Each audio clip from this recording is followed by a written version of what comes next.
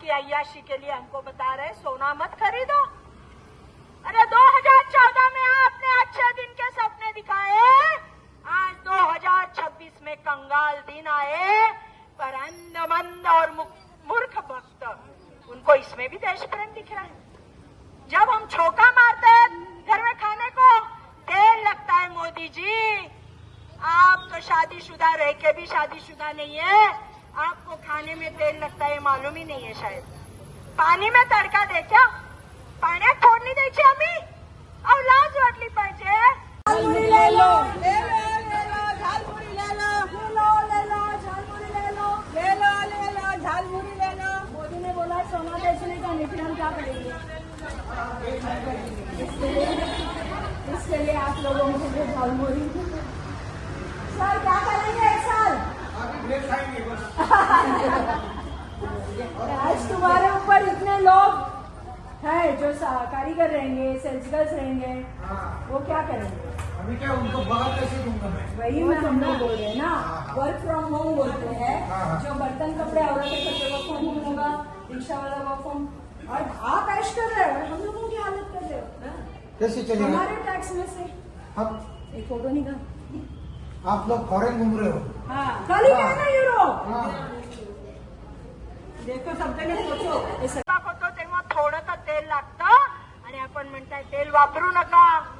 Work from home, मग आता रिक्षावाल्यांनी आपल्या रिक्षा बंद करायच्या आणि वर्क फ्रॉम होम करायचं, घरातनं रिक्षा चालवायच्या, म्हणजे कमालच आहे। वर्क फ्रॉम होम, बाहेर पडू नका, फोर व्हीलर चालू नका, डिझेल वापरू नका, पेट्रोल वापरू नका, खाद्यतेल वापरू नका, म्हणजे काय चाललंय काय? अहो वाटोळा देशाचं तुम्ही केलं। 2000 करोड तुमच्या दौऱ्यांवर गेलेले आहेत आतापर्यंत। 2000 करोड जेव्हा तुमचे दौरे झाले आहेत 2014 ते 2026, आणि काल तुम्ही पुन्हा युरोप दौऱ्याला गेला आणि आम्हाला सांगता भारतात फिरा, बाहेर कुठे जाऊ नका। मग तुम्ही का जाता? तुम्ही का नाही पैसे वाचवत? सगळी जबाबदारी काय कॉमन मॅननी घेतली आहे? सामान्य माणसाने सगळं फेस करत आहोत। टॅक्स भरतो आम्ही, आणि त्या टॅक्सवर तुमचे मंत्री अय्याशी करतायत। तुमच्या मंत्र्यांच्या मागे ताफा, स्टँडिंग कमिटी चेअरमन, महापौर, नगरसेवक, आमदार, 40-40, 100-100 गाड्या तुमच्या ताफ्यामध्ये, आणि तुम्ही आम्हाला शिकवताय की पेट्रोल डिझेल वापरू नका, गाड्या वापरू नका। म्हणजे काय बोलताय? म्हणजे तुमच्यासाठी सगळं व्यवस्थित, आणि कॉमन मॅननी आपल्या पोटाला चिमटा काढून पैसे वाचवायचे।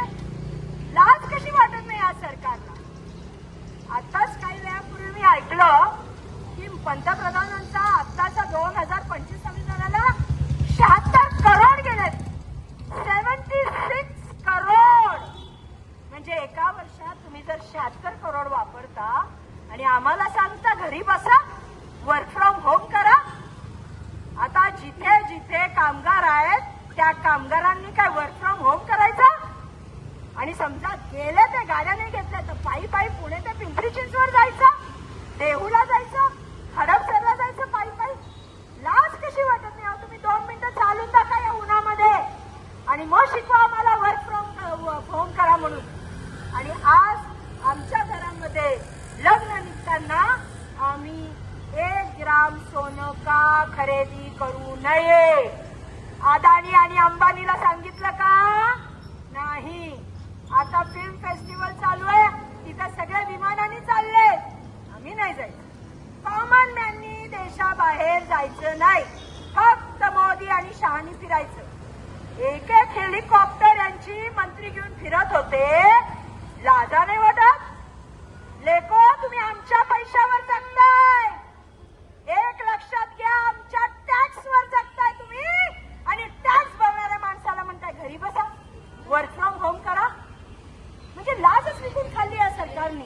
अहो तुम्ही अच्छे दिन पाहिले ना, अच्छे दिन दाखवले लोकांना ना, अच्छे दिन तुम्ही लोकांना दाखवणार होता, आज तुम्ही कंगाल दिन दाखवलं आमच्या लोकांना।